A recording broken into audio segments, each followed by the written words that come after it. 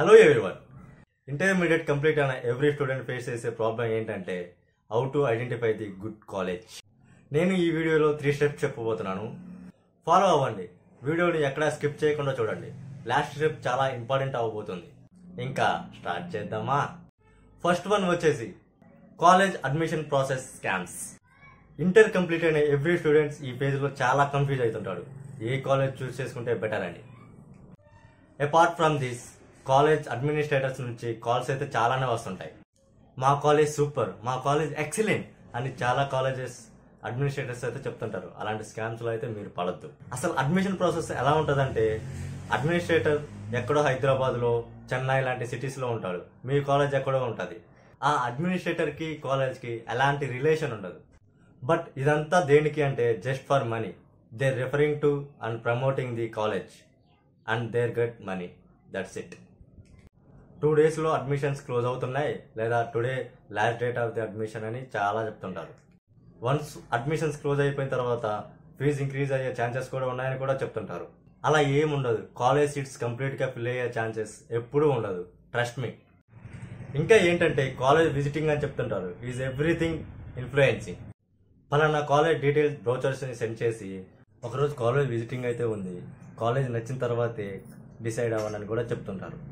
Once మనం కాలేజ్కి వెళ్తే 95% కాలేజ్ని లైక్ చేసేలానే ఉంటుంది. బికాస్ ఓన్లీ రీజన్ అక్కడ ఎవ్రీథింగ్ ఈజ్ ప్లాన్డ్.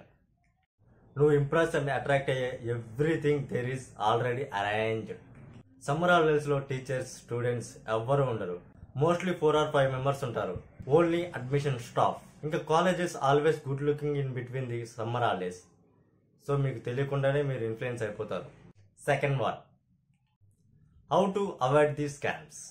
సో ఈ కాల్ స్కామ్స్ నుంచి ఎలా బయటపడాలి, గుడ్ కాలేజెస్ని ఎలా చూస్ చేసుకోవాలి. మీరు కాలేజెస్ని సెర్చ్ చేసి ఏ కాలేజెస్ ఇంప్రెషన్ వెబ్స్ బాగున్నాయో తెలుసుకోండి.